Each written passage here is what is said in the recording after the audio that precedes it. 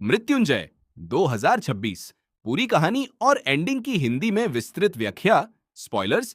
मृत्युंजय एक investigative crime thriller है जिसमें कहानी जय नाम के एक युवा पत्रकार के इर्द गिर्द घूमती है।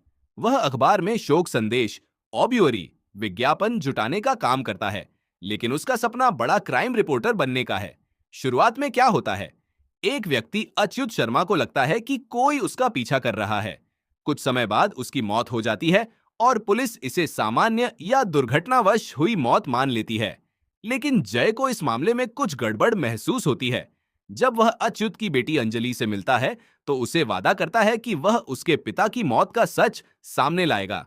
उधर शहर में कई ऐसी मौतें हो रही होती हैं जिन्हें पुलिस अलग अलग हाथ से मान रही होती है।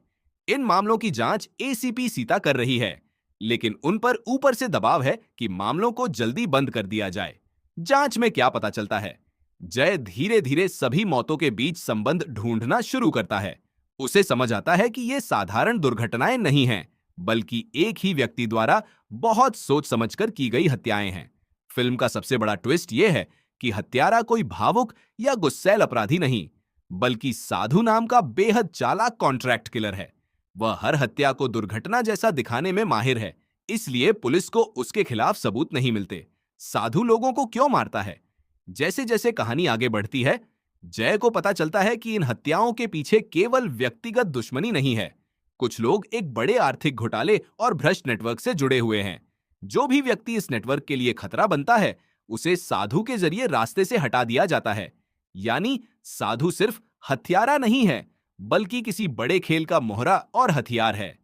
जय और साधु की लड़ाई फिल्म के दूसरे हिस्से में कहानी किसने हत्या की से बदलकर हत्यारे को कैसे पकड़ा जाए पर केंद्रित हो जाती है। जय लगातार सबूत जुटाता है, जबकि साधु उसे रोकने की कोशिश करता है। दोनों के बीच एक मानसिक और रणनीतिक लड़ाई शुरू हो जाती है। जय जितना सच के करीब पहुंचता है, उसकी जान उतनी ही खतरे में पड़ती जाती है। क्लाइमैक्स में क्या होता है?